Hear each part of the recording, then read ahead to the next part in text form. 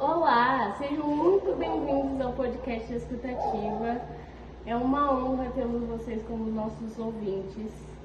Hoje eu estou aqui com o nosso co-apresentador Éder Desideri. Eu me chamo Adriele e o tema de hoje é Lidando com o Fracasso. Cristãos também erram. O Éder vai falar um pouquinho a mais sobre o que vamos abordar hoje.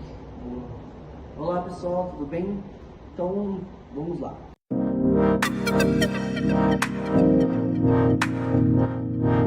Todos nós já erramos em algum momento da vida, mas como lidarmos com esse fracasso? Como cristãos, sabemos que falhamos não define nossa identidade, mas podem nos ensinar e nos aproximar ainda mais de Deus. No episódio de hoje, vamos falar sobre lidar com o fracasso, reconhecer nossas falhas e entender que a graça e crescimento caminham juntos. E a nossa convidada de hoje é uma pessoa muito especial. Eu gosto muito dela. Você gosta dela, Éder? Eu vou ler um pouquinho sobre a história e a trajetória dela. Ixi, é muito. A gente teve que resumir um pouco, tá, gente? É com muita alegria que recebemos hoje uma mulher de fé e coragem e comprometimento com o reino de Deus. Nossa convidada se converteu em 2005, aos 19 anos, e desde então sua caminhada tem sido marcada por dedicação e serviço.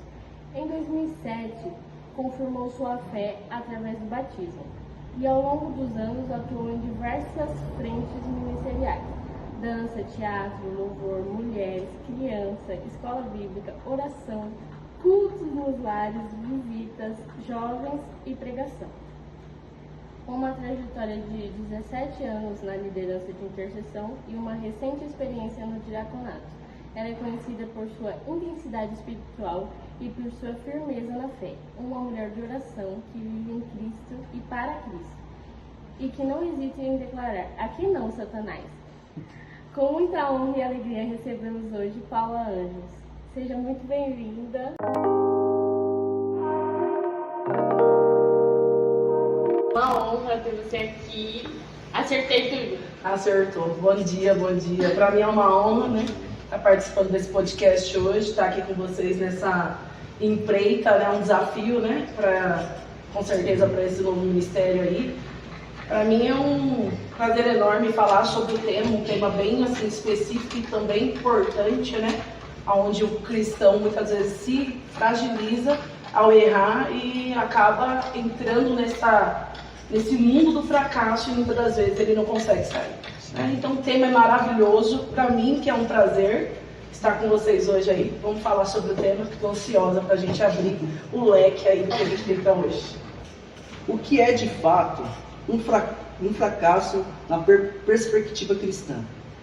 Eu creio que o fracasso na perspectiva cristã, dentro das minhas experiências, assim, dentro do que a gente viu ao longo do trabalho, né, dentro do ministério, é aquilo que o ser humano ele esquece da humanidade dele. Ele começa a ser cristão e ele acaba, naquele primeiro momento de euforia, quando a pessoa acaba se convertendo, ela não dá muita atenção a isso. Né? Ela acaba errando, volta para Cristo do mesmo jeito e vem, caminha, porque ela não se firma muito no pensamento do pecado. No primeiro momento ela não tem esse pensamento, ela sabe que é errado, mas o pecado não pesa tanto nos ombros, porque ainda essa pessoa está na euforia da graça, né?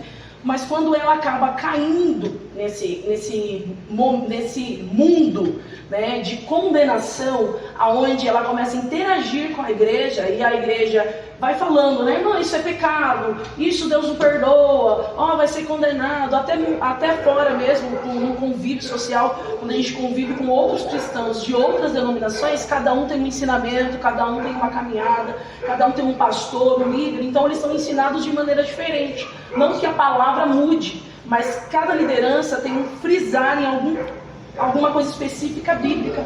Então o que é muito importante para um, às vezes não é muito importante para outro, mas quando nós entramos nessa parte de caráter cristão, né, que envolve muito essa parte do pecado, essa parte da condenação e do fracasso, nós começamos a dar mais atenção a isso e nós nos esquecemos da graça de Cristo. e aí nós entramos nesse momento de condenação eterna, vamos dizer assim, que é um fracasso permanente, que nós não conseguimos enxergar um pouco mais a graça de Deus.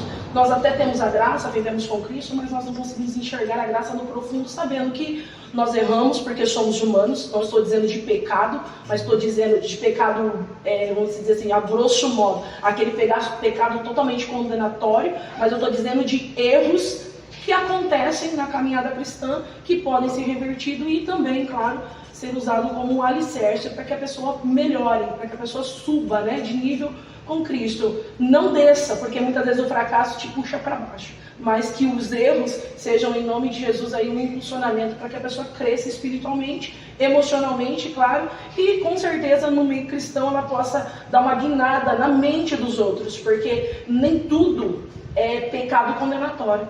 Tem erros que são humanos e nós precisamos identificar quais são eles e não entender que tudo é pecado condenatório, porque quando Cristo olha para nós, Ele vê em nós a humanidade que muitas das vezes, por nós sermos cristãos há muito tempo engessados, nós deixamos de ver a humanidade dentro de nós e achamos que nós vamos ser perfeitos e não vamos ser. Então é isso que eu penso. Como diferenciar? Você pode dar um exemplo para a gente de pecado condenatório e os outros pecados? Ah, sim, claro. Vamos usar um exemplo bíblico aqui, né? Um pecado condenatório que, claro, também tem perdão, mas automaticamente vai ter as consequências vividas aí. Ao pecado de Davi, onde Davi ele cobiça uma mulher, não só cobiça, mas ele acaba concretizando o ato, né, da traição, aí depois ele se torna um homicida. Nós vemos que Davi ele entrou num pecado condenatório, tanto que Deus precisou exercer uma sentença, né? Natã veio e exerceu a sentença sobre ele, e ele teve que escolher ali, né? Escolher, no momento anterior ele teve que escolher entre o pecado e obedecer a Deus, e ele escolheu o pecado. Então houve uma condenação. O pecado não condenatório, como a gente diz, esses pecados corriqueiros, é aquilo. Eu acabo tendo um desentendimento com o meu irmão por algo que eu não concordo, muitas das vezes, né? E eu acho que não cabe dentro da fé cristã, mas o meu irmão acha que aquilo não é tão assim absurdo, né? A gente acaba entrando em conflito, né? E a gente fica com aquele clima chato. Eu creio que esse não é um pecado condenatório. Claro que não deve ser um pecado corriqueiro. Eu devo ser briguento, brigar com todo mundo, não é isso. Mas acontece, desentendimentos acontece, dentro, fora da igreja, dentro da sua casa, fora da sua casa. Acontece porque, como disse, somos humanos e nunca vai bater 100% as nossas ideias, os nossos propósitos. Porém, podemos nos entender e viver em sociedade. Creio que este é um erro, né? Vamos usar a palavra pecado, né? Porém, não condenatório. Existe algum personagem bíblico que te inspira quando o assunto é lidar com o fracasso? Ah, com certeza, vários personagens bíblicos. Vamos escolher um, né? Que é muito, né? Pra gente falar. O que nos inspira a questão de lidar com o fracasso, eu vejo, para mim, em primeiro lugar, Paulo. Por quê? Porque Paulo, eu amo a vida de Paulo, porque ele nos ensina uma graça diferente. Não que mude, tenha faces a graça, mas nós vemos a graça de uma perspectiva diferente quando nós olhamos a vida de Paulo. Paulo ele tem frustrações no caminho. Vou usar um exemplo bem básico para que nós entendamos. A frustração que Paulo teve, ele teve um problema com João Marcos e automaticamente ele não quis levar João Marcos numa viagem missionária dele. Ele disse, eu não vou carregar, e Timóteo falou para que ele levasse, e ele disse, eu não vou levar. Então aquele primeiro momento, o coração de Paulo ele estava fechado, ele tinha o quê? Aquela altivez de coração, ele estava realmente pecando ali, né? De algum momento, alguém de uma perspectiva fora daquilo, estava vendo que Paulo não estava agindo de maneira sã, com a clareza de um cristão, mas Paulo é humano. Só que depois disso, Paulo ele nos ensina em todos os livros que ele escreve, todas as cartas, a todas as igrejas, de que nós precisamos perdoar, que nós precisamos caminhar junto. Então ele começa a usar aquele problema, aquele imprevisto que ele teve, aquele pecado, vamos dizer assim, e acaba dando uma guinada de mudança. Eu creio que o pecado, o erro, né, ele tem que vir em forma realmente de mudança. Não, eu vou usar uma frase aqui que eu li no livro e é muito importante para nós. Se você não está errando agora, você vai errar amanhã. ou se você não está em constante erro, você não é ser humano. Então, quando nós olhamos para isso, nós, assim como Paulo, nós não condenamos o outro. É isso que eu aprendo com Paulo. Paulo é um exemplo para mim, porque o erro de Paulo faz ele enxergar sempre o outro. Não somente, eu preciso mudar. Ah, eu errei e preciso mudar. Não, eu preciso mudar, mas eu preciso entender que meu irmão também erra, porque eu erro. Então, eu acho que é muito importante quando a gente acaba colocando aquilo que a gente aprende em exercício, mas sempre com esse intuito de transmitir ao outro o perdão, transmitir ao outro o entendimento de que, assim como eu erro, ele também erra. Acho que Paulo, para mim, é o maior exemplo sobre isso. Não tem outro. Tem vários personagens bíblicos, mas para mim é o mais importante. Você, com essa resposta da pergunta, você acabou respondendo outra pergunta, que é como transformar em ensinamento, aprendizado, os erros. Como os erros podem ser transformados em aprendizado. Eu acho que sempre o erro deve ser transformado em aprendizado. O problema é o que eu disse. No primeiro momento, Paulo ficou com o coração fechado. E ele acabou não enxergando isso.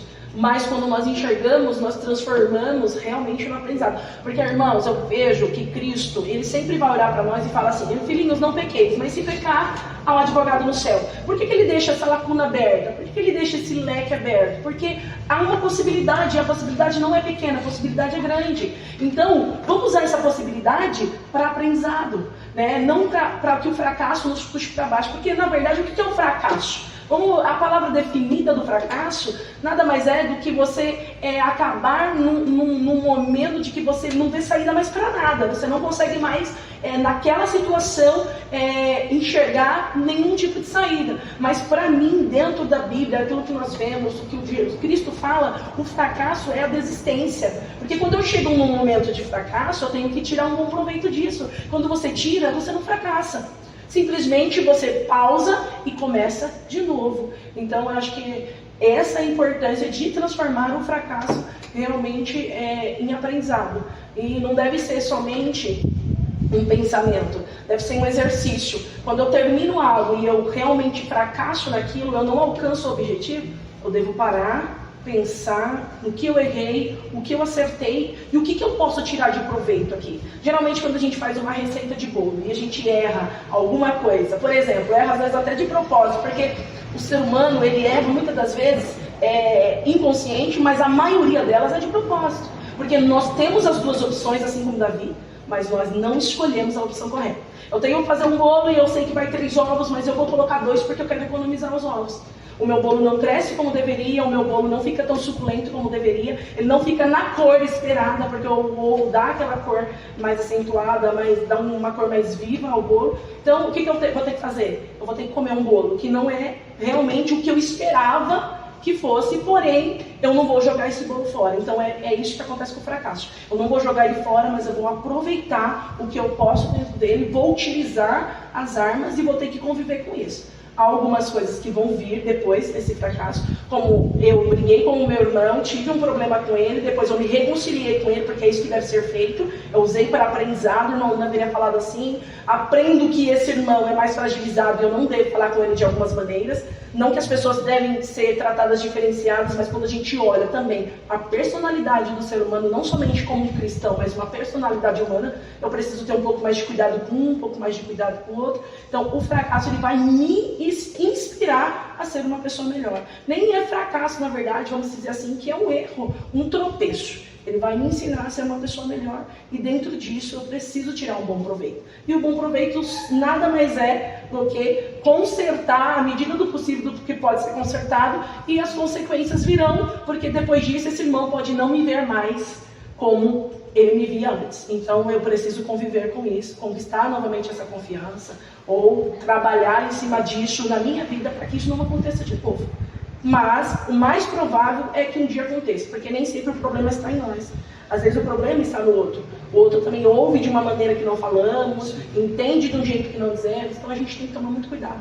Eu usei esse exemplo, que é um exemplo básico do que mais acontece dentro da caminhada cristã. Quem é cristão sabe que nós já tivemos ou vamos ter algum problema com alguém, não aqui somente, mas na casa, no trabalho, em qualquer lugar, né? Porque não somos robôs. Mas eu acho que o bom proveito, ele vem a partir do momento de uma mente aberta e um conhecimento bíblico, oração e intimidade com Deus. Sempre o Espírito Santo vai te puxar o pezinho e dizer, ó, você errou aqui, precisa pedir perdão. Ó, você errou aqui, precisa ter mudança. Então, eu creio que é um algo que deve ser exercido realmente, é o aprendizado dentro dessa caminhada aí do fracasso, né? A palavra, né? Eu acho muito forte, mas é uma realidade dentro do mundo cristão. Tipo assim, as pessoas, você vai falar de um jeito com uma pessoa, você está acostumado a falar com ela, às vezes você fala um pouco mais firme, tipo, ela fica de boa, né? Sabe? Do seu jeito, mas às vezes uma pessoa que ela é bem mais retraída, você fala de um jeito, ela acaba se frustrando. Aí vem isso que Deus nos confronta, né? Você não deveria ter falado isso pra ela e tal. Aí que você falou, né? Você vem e conversa com ela pra restaurar a amizade. Com certeza. Tentar acertar do que ela pode ter escutado de uma maneira que não era do jeito que você queria falar, entendeu? Ele falar de um jeito, ela entendeu de outro, aí deu aquela bola de neve toda aí. Sim, entra isso também. Ela sabe também o seu jeito. Sim. Se ela sabe, muitas das vezes eu também sei, porque algumas pessoas não falam, mas outras sim. Tem gente que a gente vai maltratar a vida toda, ela nunca vai falar pra você. Não gostei. Mas tem algumas pessoas que você vai falar alguma vez e ela vai vir e vai falar, não gostei do jeito que você falou comigo. Então, quando começa a acontecer corriqueiramente, não gostei do jeito que você falou comigo, por que você falou assim? Por que você é grosseiro? Opa, eu preciso observar. Porque às vezes as pessoas vêm conversar com a gente já sabendo, mas eu sei o jeito da Paula, então eu vou falar diferente com ela. Não, eu tenho que exercer isso, mas também esperar essa volta, né? Quando volta pra mim, peraí, será que essa pessoa tá pensando, mas eu também sei o jeito da Paula, então vamos deixar pra lá. Não, vamos deixar pra lá não, vamos melhorar. Vamos melhorar, porque é o melhor jeito de não errar de maneira abundante. Errar menos, né? Que a gente vai errar, então vamos errar menos e não errar de maneira abundante, sempre observando, né? Da parte de lidar com as pessoas, a comunidade cristã, você acredita que é o que nos faz cair em mais erros? O lidar com as pessoas? Com certeza. Na verdade, cair no erro em questão de lidar com pessoas, a gente vai ter esse problema sempre. Por quê? Igual eu disse, são várias pessoas com vários pensamentos diferenciados, a humanidade dessa pessoa vai aflorar mais, a outra vai aflorar menos. E quando eu digo humanidade, quando a gente fala do mundo, a gente fala em questão dessa humanidade, não é nem pecado, é esse humano mesmo, essa carne que às vezes quer gritar, esse ser humano que é um pouquinho mais colérico, o outro é mais fleumático, o outro é mais agitado, o outro fala com mais exatidão, o outro nem liga se não leva um abraço, o outro já liga se não recebe um boa noite. Então, eu acho que quando a gente entra no meio social, nem só cristão, mas quando a gente entra no meio social para habitar com outras pessoas, nós sempre vamos errar, infelizmente. Mas, como eu disse, nós devemos observar e errar menos. Mas ninguém tem cuidado para falar comigo. Por que eu tenho que ter cuidado para falar com o outro? Porque quem vai dar conta de Deus, de você, é você mesmo. A Bíblia diz que nós daremos conta a Deus de nós mesmos. Então, nós devemos que nos preocupar com o que Cristo pensa, não com o que o outro pensa. Automaticamente, nós vamos ouvir. Nossa, você viu como fulano mudou? Nossa, você viu como ciclano fala bem? Nossa, você viu? Vamos chamar ela para conversar com ele, porque ela tem mais jeitinho? Então, nós vemos que as pessoas acabam enxergando isso. Então, quando a gente acaba convivendo em sociedade, nós vamos errar muito mais. E dentro da fé cristã, muito mais. Sabe por quê? Porque o outro sempre vai esperar de você uma auréola e uma asa de anjo nas suas costas. Sempre vai esperar. Porque a primeira frase a ser falada quando erramos dentro da igreja, com outro irmão, é essa. Nossa, mas não é crente? Nossa, mas não é do ministério de oração? Nossa, mas não prega? Infelizmente, a condenação ela vem na hora. Né? Claro, os outros pecados condenatórios, que é o pecado de prostituição, de lascívia, esses pecados mais profundos, vamos dizer, mais sujos, mais obscuros, às vezes a condenação não vem nem imediatamente. Por quê? Porque as pessoas não ficam sabendo de imediato. Você não vai jogar no ventilador que você está num pecado desse. Mas o pecado em questão do convívio social, como você perguntou, sempre vai ter alguém perto. Essa pessoa vai sair dali e ela vai falar para outra, nossa, a Adriana foi grosseira comigo. Nossa, o Éder falou comigo de uma maneira que eu não esperava. Ou então, já sabia que ele ia me tratar assim porque já conheço. Então, a partir dali, aquela pessoa vai levando para outra, e o que acontece? O fermento dentro da igreja. Nós caímos de novo, aí um pecado condenatório. Por quê? Porque nós fermentamos a massa toda. Este é o problema, é igual o bolo. Se eu usar uma medida de fermento certa para esse bolo, ele vai crescer na medida certa. Mas se eu fermentar ele 2 vezes mais, ele vai fermentar além do limite. E esse é o problema. Nessa sociedade, quando a gente erra com o outro, como você me perguntou, se nós caímos mais, né, no erro condenatório em questão de convívio, com certeza, por causa disso, ele ganha uma proporção gigantesca e às vezes nós não conseguimos controlar. Não conseguimos, porque nem sempre o nosso irmão vai pensar como nós. Acabou aqui, depois a gente se conserta. Não, ele vai até a um conserto às vezes imediato. Mas o infeliz, ele vai fazer questão de falar para alguém e ainda terminar dizendo, achando que está crente. Terminar dizendo, não, mas a Adriele é de Deus e ela me pediu perdão. Mas ele já fermentou, ele já fofocou. Infelizmente, irmãos, nós temos um problema gigantesco e vamos ter até o final, até Cristo voltar, porque somos seres humanos. E nós, infelizmente, não pensamos com a cabeça, nós pensamos com o coração. Esse é o nosso problema. E nesse exemplo que você deu, não é nem tipo, só o erro de você ter... Às vezes você tratou mesmo mal a pessoa, você não estava num bom dia, mas ainda você escandalizou todo mundo que ela contou, que a pessoa contou. E vamos falar um pouquinho de escandalizar, assim. O que é escandalizar as pessoas? O escândalo, quando a gente olha para a palavra de Deus que fala, vou usar um versículo bem assim, bem conhecido, que fala a palavra escândalo gritante nele, que é Lucas 18, que fala assim, ai por quem vem o escândalo.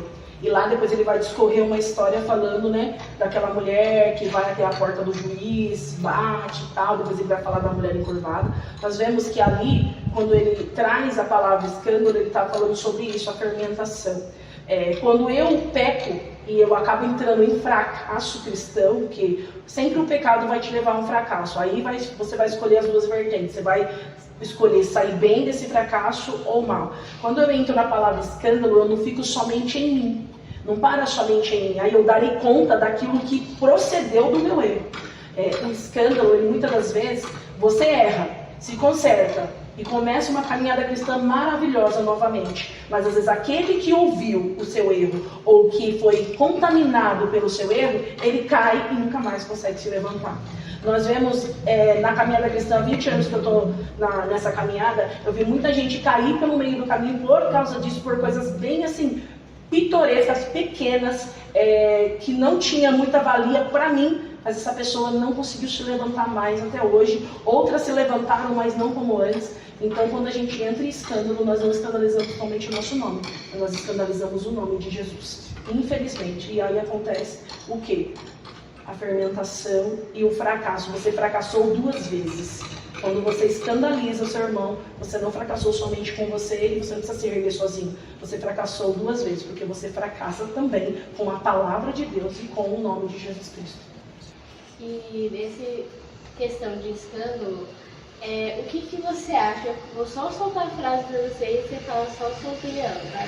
O que você acha dessa frase? Nossa, mas não pode fazer isso. Alguém falando e a resposta é, não, mas só Deus conhece meu coração. Eu acho que, infelizmente, é um erro grotesco que nós temos de encobrir o nosso erro usando o nome de Deus. Porque esse problema é encobrir o meu erro. E só Deus conhece o meu coração. Tanto Ele conhece o profundo e o oculto, que o Espírito Santo deve estar gritando na hora dentro do coração e a pessoa não ouve, dizendo, você está errado, por que não se arrepender? Por que não dizer ao outro? Verdade, irmão, não deveria ter sido assim. Porque nós somos, além de egoístas, nós somos muito, quando a gente tem esse coração altivo, quando a gente é muito... A gente tem esse convencimento que nós somos os melhores e não podemos em nenhum momento mostrar fraqueza ao outro. E nem é fraqueza, é superioridade. Eu creio que quando você ouve isso, irmão, não deveria ser assim. Você fala, mas Deus conhece meu coração, por que não falar, irmão, verdade? Não deveria ser assim. Porque nós ouvimos a palavra todas as vezes que vemos à igreja e o Senhor fala que não deve ser assim. O Senhor, você me perdoa. É muito mais difícil. Por quê? Porque nós somos orgulhosos. Essa é a palavra. Infelizmente. Por isso que nós devemos deixar o orgulho para trás em qualquer situação. E aí a gente acaba ali, irmão. Quando a gente responde, irmão, não deveria ser assim, você me perdoa, você acaba com toda a munição que o outro tem para poder revidar para você. Acaba. Não tem mais o que a pessoa falar. Não tem. Se ela estava esperando uma outra resposta, Deus conhece o meu coração, Deus conhece o seu coração, então você pode ser assim? Não. Quando você fala, realmente eu estou errado, irmão, você me perdoa, acaba ali. Não tem mais o que a pessoa fala. Ela vai falar que perdoa, ainda que ela não perdoe de imediato. Se ela está falando para você que perdoa, aí acaba ali a conversa. É isso que eu penso em questão dessa frase, quando acontece uma situação dessa. Muitas das vezes, tipo, a pessoa fala isso, ela já está até longe do Espírito Santo, porque ela não escuta a voz do Espírito Santo, então não ouve, acaba errando aí nesse ponto, né? Ela erra por isso, porque para você ouvir a voz do Espírito Santo, você tem que ter humildade. Infelizmente não, felizmente, você tem que ter humildade. A partir do momento que eu venho para Cristo, nós temos que carimbar no coração a humildade. Porque nós vamos ouvir a voz do Espírito Santo, nós vamos se redimir com os nossos irmãos. Isso não é, às vezes, eu já escutei uma vez, estava aconselhando uma pessoa e ela disse, mas eu vou ser tapete do diabo? Não. Do irmão ou do diabo? Não, você não vai ser tapete de ninguém. Porque você vê, nós enxergamos como humilhação. E não é humilhação. Quando eu tenho essa oportunidade de exercer a minha fé, do que eu tenho aprendido, eu tenho que ver realmente como Deus me dando essa chance de exercer o que eu aprendi, eu vejo como humilhação. Por quê? Porque eu não quero ficar por baixo. E o problema cristão é esse. Você não está por baixo. A Bíblia fala que o menor será maior, o último será o primeiro. Então há uma superioridade quando nós deixamos o nosso eu de lado e vivemos aquilo que Cristo quer. Não tem como. É uma renúncia. Paula, tem uma pergunta aqui para você. Você já enfrentou um momento de fracasso que te fortaleceu? Como foi? Você pode dividir com nós? Posso, já. Teve um ano que eu parei, um ano de vir à igreja, né? Aconteceu umas coisas, eu fui deixando de vir e eu acabei parando esse ano. E depois disso, eu vi fracasso em mim, mas eu continuei orando, lendo Bíblia, achando que estava crente. Esse que é o meu problema, o problema do ser humano. Tudo que eu falo, que eu ensino as pessoas quando eu tenho oportunidade, eu uso sempre a experiência a partir de mim, porque é impossível você falar de algo que você não viveu. Você fala sobre essa coisa, mas você não pode falar porque quando você fala é porque realmente você esteve dentro daquilo. Quando eu parei esse ano, eu comecei com isso. É uma coisinha aqui, uma coisinha ali. Tinha acabado de ter bebê, fiquei um mês em casa e problemas assim com o meu marido, em questão da igreja até mesmo, ele era do Ministério de Louvor, problemas que acontecem corriqueiramente. E eu acabei deixando de vir à igreja. E comecei a visitar umas outras igrejas, não achei em nenhum lugar. Não tive problema nenhum aqui, com ninguém, nada. Realmente foi uma armadilha satânica, hoje eu vejo, e que eu caí através do orgulho. Por isso que eu digo, o orgulho é um problema gigantesco dentro de nós. E eu acabei deixando de um ano de frequentar a igreja. E eu achava que era crente porque eu estava lendo Bíblia, porque eu estava orando, porque eu tinha linguajar de crente, porque eu não estava pecando, não bebia, não saía, não tinha esses pecados que falam, nossa, ele está em pecado. Mas o pecado da apostasia, que é afastar-se da fé, eu acho que é um pecado que, claro, Cristo entende, mas eu sofro até hoje as consequências. Até eu poder entender que isso era um fracasso, eu fracassei naquilo que o meu coração queria e não ouvi a voz do Espírito Santo, eu tomei como uma guinada para mim. Por isso que hoje eu não falto em nenhum culto. Se você não me vê aqui é porque eu estou trabalhando. Eu não falto. E quando eu falto é porque a minha filha está doente, alguma coisa aconteceu, dou remédio para ela, já vim com ela com febre para a igreja. As pessoas não entendem.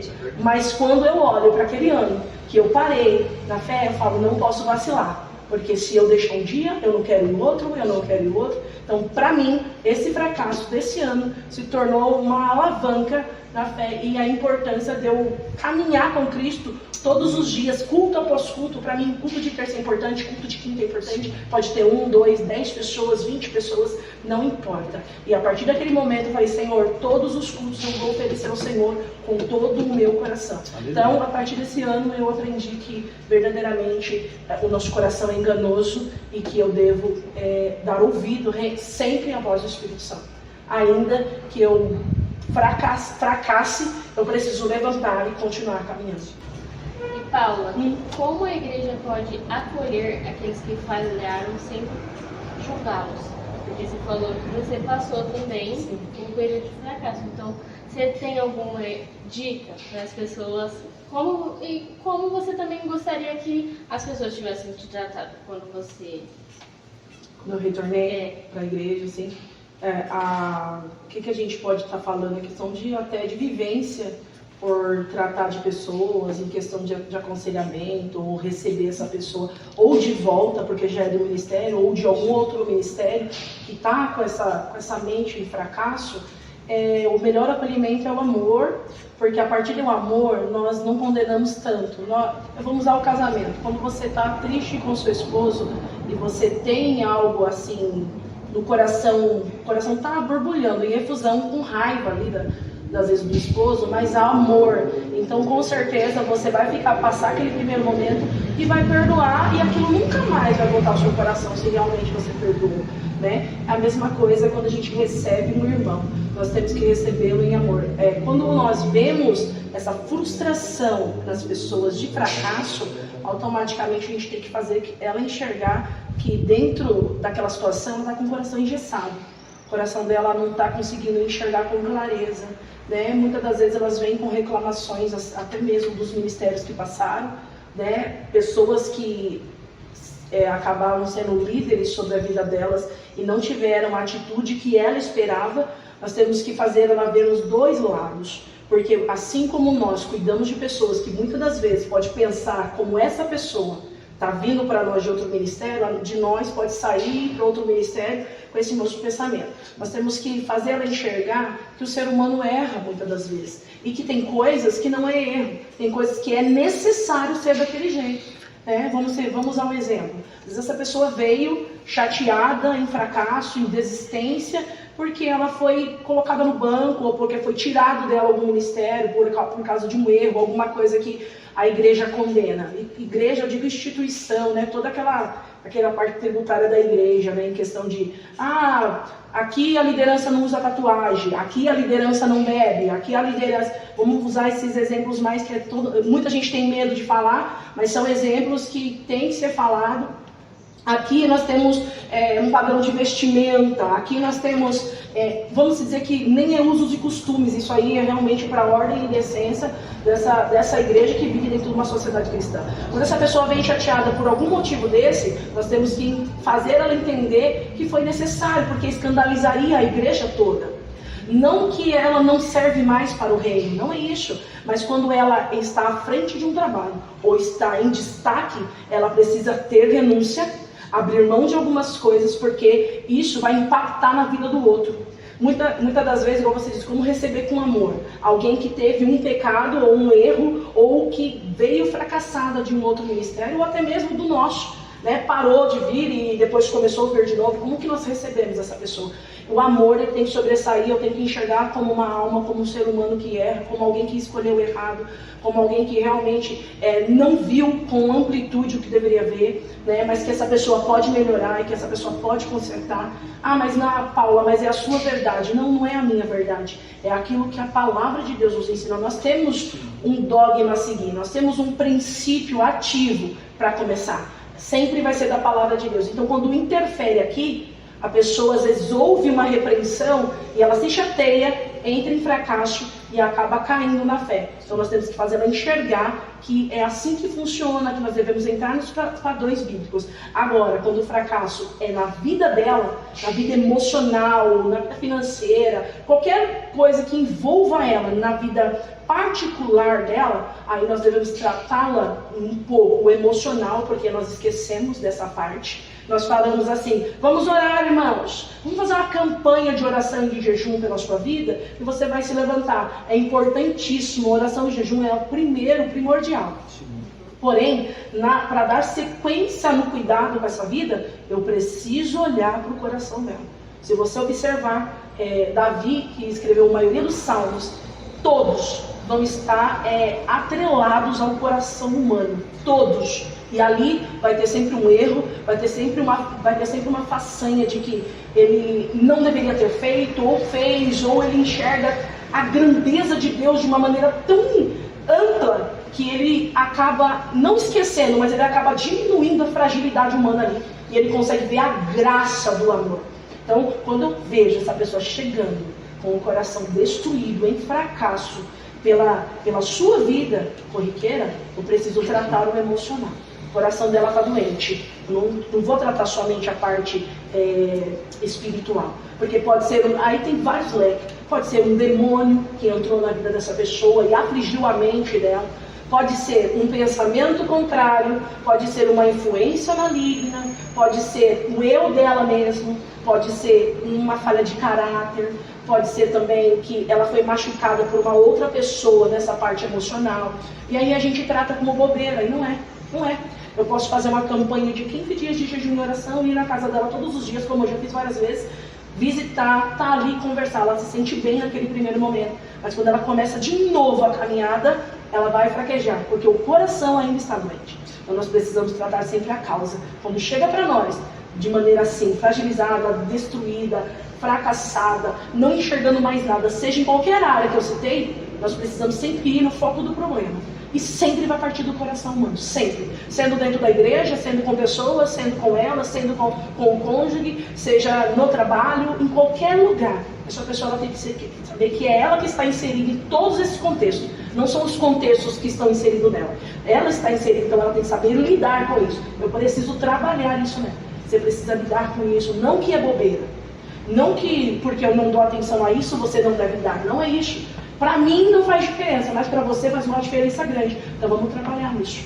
Assim como várias vezes eu aconselhei pessoas e a gente trabalhou isso e tivemos quase 100% de êxito.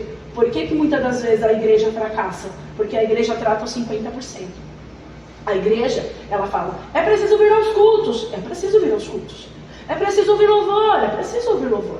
É preciso você ter a mente cheia do Espírito Santo, porque mente vazia é a oficina do diabo. É preciso ter a mente cheia do Espírito Santo. Porque realmente uma mente vazia, o trabalhar do diabo é muito mais aflorado. Mas eu preciso ter um coração sadio. Porque um coração doente, engessado, ele sempre vai ser um coração fracassado. Sempre. Aí ela vai cair no pecado da condenação, ela vai cair no fracasso depois do pecado. Ela não vai achar uma maneira de sair de uma maneira boa ali. Ela vai sempre cair e vai achar que é o fim dela. Mas quando você trata o coração, Salmo 42 ele vai falar muito sobre isso. O salmista ele fala assim, aonde está o teu Deus? E ele fala assim, mas certamente um dia eu louvarei. Você vê que é um diálogo entre ele e a alma dele. O coração é a sede do entendimento humano. Quando nós vemos a palavra de Deus falar isso, nós enxergamos o Salmo 42, nada mais do que você me perguntou. Como que essas coisas acontecem, como que eu recebo essa pessoa e como eu trato ela. O salmista ele ensina, ele fala assim como a corça anseia por águas correntes, assim, ó Deus, eu anseio por ti.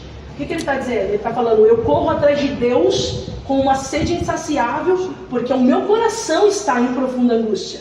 Porque eu estou no fracasso, eu estou na condenação.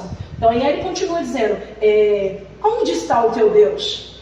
E ele vai falando com ele mesmo. E no final ele termina dizendo que certamente eu ainda louvarei. Eu me lembro quando estava em procissão na casa do Senhor. Daí ele fala da igreja, ele fala do convívio social, ele fala do entrosamento entre as pessoas, né? E ele faz um bate-bola com ele, é muito legal, porque ele vai e toma lá da cá. Ele vai falando, o coração vai respondendo, a razão vai falando, o emocional responde. Eu acho que quando nós tratamos o emocional, olhando para a Bíblia, dentro dos Salmos, ou alguns livros líricos e poéticos, que vai tratar muito dessa parte emocional, nós caímos realmente de que precisamos tratar o 100%. Vamos tratar o emocional e vamos tratar o espiritual. E nós vamos ter um cristão aprovado aí, quase em 100% na fé cristã, e não teremos tantas pessoas voltando fracassadas, entristecidas, né? Mas sim maduras. Não que elas não vão se enganar mais, não que elas não vão se chatear mais.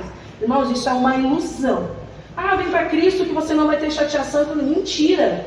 Nós somos seres humanos e habitamos num mundo humano. Não tem como. Nós somos um ser triuno, corpo, alma e espírito. Isso tem que andar em equilíbrio. A maturidade cristã traz o equilíbrio através da fé, através do convívio com o Espírito Santo. Então, acho que para tratar essas pessoas, recebê-las com amor e olhar sempre o além. Quando a gente olha além daquilo que a pessoa também está falando para nós, nós conseguimos enxergar um mundo mais amplo por trás daquele sofrimento. daquela frustração.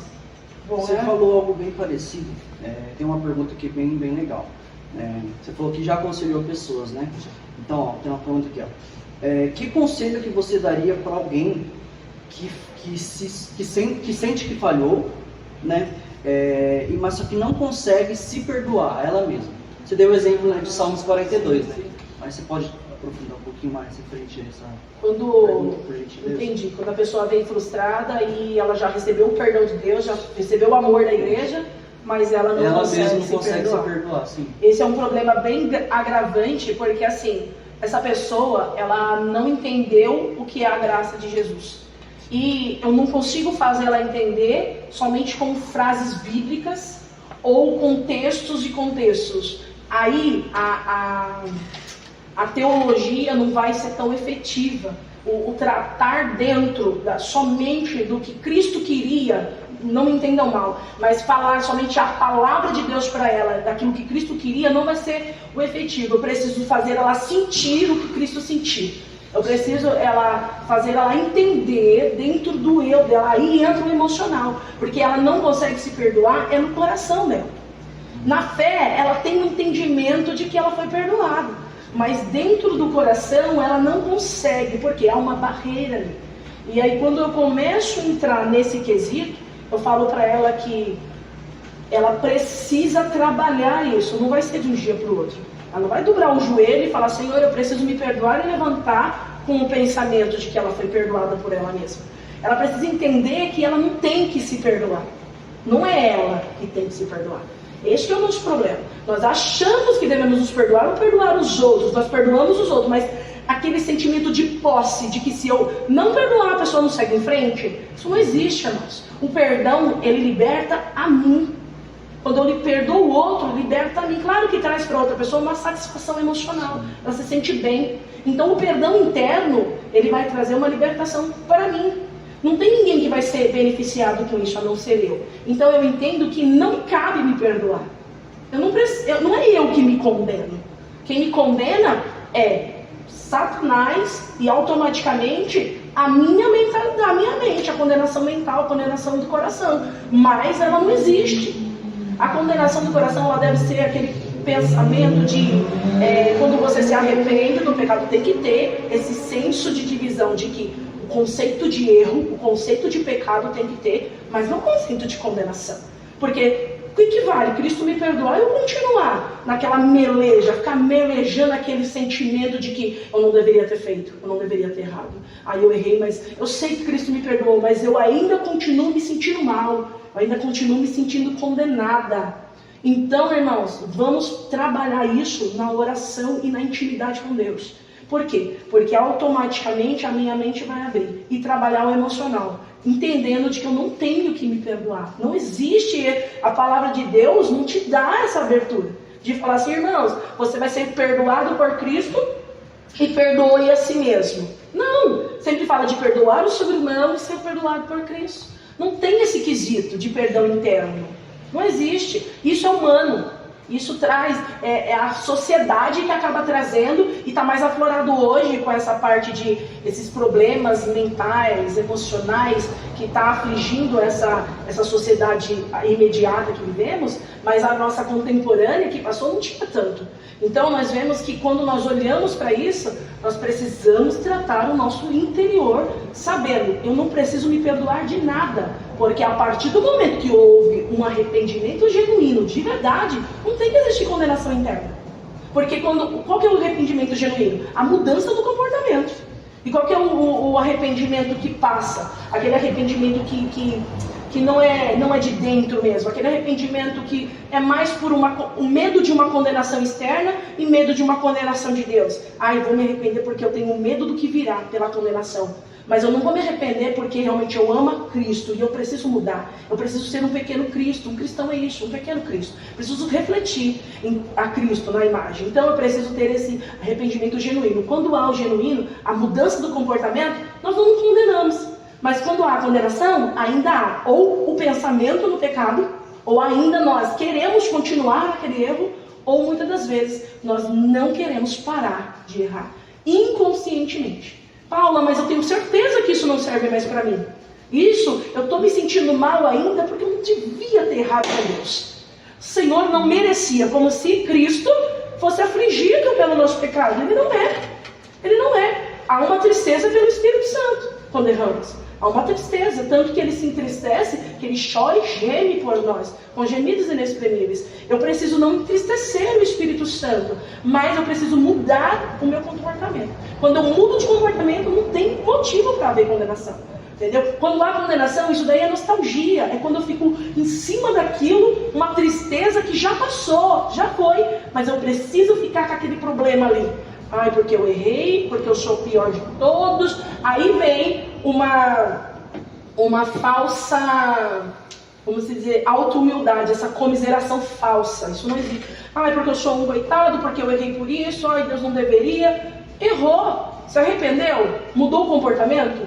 Então, filho, bola para frente. A Bíblia fala sempre que nós devemos olhar para a cruz de Cristo. Está na frente, não está atrás. O pecado que eu fiz já foi para trás. O Senhor já lançou todos eles no mar do esquecimento. Então, se Cristo esqueceu que era quem me condenaria, né?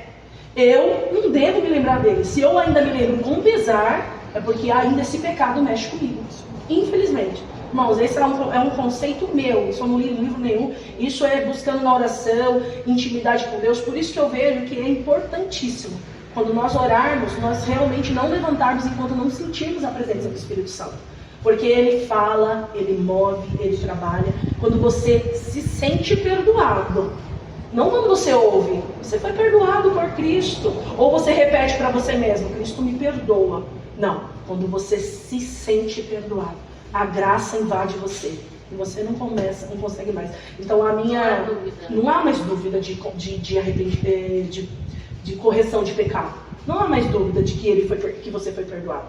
Então eu falo para as pessoas que quando acontece isso, esse erro de você acabar pensando que ainda você tem lascas, né, que ficaram no seu coração ainda, resquícios, né, de um não perdão de Deus, ou de um não perdão automático do coração, o meu, como posso dizer, o que eu digo para você fazer, né, o meu incentivo para você, para sair disso, é nada mais do que buscar na oração. Não tem. E a intimidade com Deus, porque o próprio Espírito Santo vai te fazer enxergar um mundo amplo do perdão de Cristo, a graça. E a graça, ela é imerecida. Você já pensou? Se Cristo precisasse do nosso auto-perdão para exercer graça sobre nós, nunca nós receberíamos. Porque não é por merecimento. Porque se fosse, não estaríamos aqui hoje. Então, qual que é o que eu digo para elas? Busque realmente na oração e anule esse pecado da sua vida de vez. Porque a condenação sempre volta quando há realmente um desejo de fazer novamente, ou quando você não vê a graça de Deus realmente, o perdão genuíno de Jesus sobre a sua vida. É um bônus para o que você falou assim no começo, que não dá pra gente só falar uma dica e aí já vai, tem que construir isso na pessoa. Então um bônus para sua dica é: venha no culto de quinta-feira. Isso, culto de libertação. Muito obrigada, Paula. Agora a gente vai passar para o outro quadro do nosso podcast, que é o bate-bola. Funciona assim, você tem que responder as perguntas, a primeira coisa que passou na sua cabeça, tá bom? Ai, Jesus! Vambora. Vamos lá, então.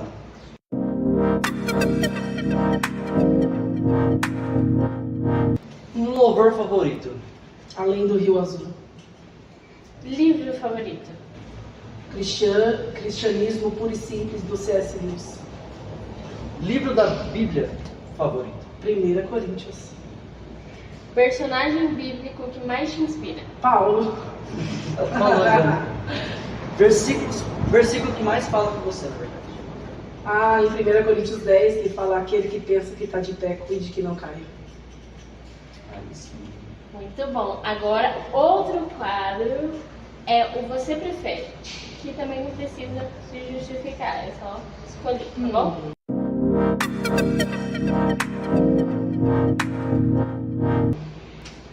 Vai, José ou Davi? José. Paulo ou Pedro? Paulo. Salmos ou provérbios? Salmos. Culto de domingo ou culto de quinta? Ai, Jesus, como escolher? Tem que escolher culto de domingo. Agora vamos fazer umas perguntas de umas situações. Se você pudesse conversar com Adão, o que você falaria para ele? Eu perguntaria para ele como que era no início. Como, se ele chegou a ver a face de Deus, perguntaria como foi o primeiro encontro com Deus. Tá vendo? Isso quer dizer, crente, que eu ia xingar ele. Né? Já aconteceu algo inusitado com você aqui na igreja? Já. Uma vez nós estávamos na igreja, acho que até era nessa igreja mesmo, não me lembro se foi nessa ou na outra que a gente estava. Entrou uma moça, uma moradora de rua, né, de área livre, né, porque agora tem que falar que é morador de área livre, com uma coberta enrolada. E quando ela subiu as escadas, ela tirou e ela estava totalmente nua. Eu falei, gente, não é possível isso dentro da igreja. Então, é algo totalmente inusitado que eu não esqueço até hoje. Eu vou gravar no meu coração. E se você pudesse escolher um personagem da Bíblia para tomar um café, quem seria e por quê? Eu tomaria com Paulo, irmãos. Não tem como eu mudar. Porque Paulo, ele abre a graça. Ele não só fala sobre ela, mas ele expressa a graça. Eu acho que quando nós lemos as cartas, os escritos de Paulo, nós conseguimos ver a fé cristã de uma maneira diferenciada. Tanto que ele dá o pontapé inicial na igreja, né, cristã. É ele, Pedro ali, né, que começa, João, que começa a guinada na igreja. Então, eu tomaria o café com Paulo e eu acho que ficaria o dia todo conversando com ele sobre a graça de Jesus Cristo. Tomar um café, almoçar, jantar. Total, se bobear, e a vigília. A vigília da madrugada. Foi isso, essas foram as perguntas rápidas, muito obrigada. Agora vamos para as perguntas dos nossos internautas. Tem alguma pergunta?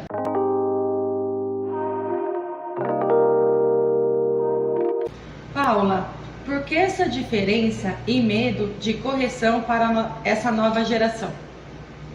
Foi o que eu disse, porque nós temos esse egoísmo interno e a gente acaba condenando os outros e nos condenando próprios sem saber as aflições que isso vai trazer. Por isso é essa dificuldade, né, de estar perdoando as pessoas e as pessoas nos perdoando. Essa geração é uma geração muito imediatista. Nós queremos tudo pro já, pro agora. Eu acho que é o problema central, é o imediatismo dessa geração agora. Sim. Você acredita que há um eufemismo na correção nos dias de hoje? Acredito que há um eufemismo. Muitas das vezes, em algumas situações específicas, há. Como a igreja pode ser um ambiente acolhedor para aqueles que erraram? Como eu disse, a igreja tem que partir do princípio do amor. Sempre a igreja tem que partir do princípio do amor. Eles erraram, mas são pessoas, são seres humanos, são nossos irmãos e nós também erraremos. Nós não podemos esquecer disso. De que forma podemos ajudar os irmãos na fé que estão se sentindo fracassados? Nós precisamos fazer essa pessoa enxergar que não acabou ali, né? Que vai ser o primeiro ou o 10º erro de muitos, né? Que essa pessoa ela tem que entender que a caminhada ela continua. O fracasso ele deve ser aí uma âncora para que haja uma mudança e realmente um êxtase espiritual a partir da graça de Jesus Cristo. Paula, qual o sentido da oração nos tempos de hoje? O mesmo sentido dos tempos de ontem. A oração não tem nuances, né? A oração desde sempre é a mesma. Conversar com Deus é a base dessa fé cristã. Vai abrir o leque para você através da oração. Quando você ora, a palavra se revela. Quando você ora, você ouve a voz de Deus. Eu creio que não muda, nem antes e nem depois, e para frente não vai mudar. É o mesmo sentido, antes, hoje e amanhã, a oração. Qual foi a experiência espiritual mais surreal que você já viveu? Isso é fácil. A experiência surreal que eu já vivi, logo no começo da minha conversão cristã, que eu vim para a igreja. Antes de eu vir à igreja, a minha irmã tinha dito para mim que tinha visto eu sentado atrás do banco da igreja. E eu disse para ela, nunca você me viu na igreja? Crente, jamais. Passado um tempo, nem muito tempo, eu estava já trabalhando na igreja, fazendo as coisas na igreja. E no começo eu estava orando, nós estávamos no período da oração no início do culto e soprou um vento. Acredita quem é doido, mas isso aconteceu. E tem gente que estava junto comigo e viu. Soprou um vento e eu voei 3 bancos para trás e eu nunca mais esqueci. Que se Cristo não fizesse assim comigo, eu não acreditaria na realidade da presença real de Jesus Cristo. Última pergunta, Paula. Qual a maior diferença entre a sua geração e essa de agora? Eu vejo que a maior diferença é o respeito realmente com a palavra de Deus. Porque hoje tudo pode, tudo dá, tudo é, e nós nos esquecemos de ir lá na fonte e ver o que pode, o que dá e o que é. Nós partimos do nosso coração agora, né? Eu não acho que é pecado. Não, a gente não tem que achar. É o que a palavra de Deus diz e o que o Espírito Santo de Deus diz. Eu acho que nem é a palavra relaxo que eu deveria usar, mas às vezes o relaxo de seguir realmente o que a palavra de Deus diz. Banalizar a fé, banalizar a palavra de Deus. Eu acho que é o que mais diferencia a minha geração da geração que está vindo agora. Ai, Paulo, muito obrigada. O prazer foi meu. Foi incrível. Todo mundo, a equipe, todo mundo aprendeu. Então, assim. Sim. Nossa, eu já falo um pouco, né? Misericórdia. E foi muito de ambos os lados. Do lado igreja, tipo a gente, como lado ministerial, Sim. e a gente, o humano, né? Os nossos mais errôneos. E foi incrível. O que você achou? Achei maravilhoso. O tema é um tema bem forte, né? Um tema que deve ser falado realmente dentro da igreja, por causa daquilo que eu disse, em questão de que cristão não erra, cristão é um super, né? E não é. Eu acho que deve ser mais falado. Às vezes teriam pessoas menos pessoas frustradas, né, dentro da igreja, às vezes, se nós abríssemos mais o leque para esse tema. Achei maravilhoso. A equipe top, né? Cada vez mais melhorando. Acho que Deus ele tem muito a acrescentar, né, acima desses podcasts. Para mim foi um prazer participar com vocês hoje. Gente, então é isso aí. Esse foi o nosso podcast de hoje. Comente, compartilhe, se inscreve no canal, né, que a gente precisa muito que vocês se inscrevem no canal. Muitas pessoas, elas só assistem os vídeos e não se inscrevem no canal. E pra gente, isso é um ponto muito positivo se você se inscrever no canal. Então compartilhe, fala pra pessoa que você compartilhou, se inscrever no canal também, pra gente conseguir alavancar propagar a mensagem de Deus nesses podcasts aí. Amém? Obrigado por você estar acompanhando a gente aí. Fique com Deus, até a próxima. Tchau!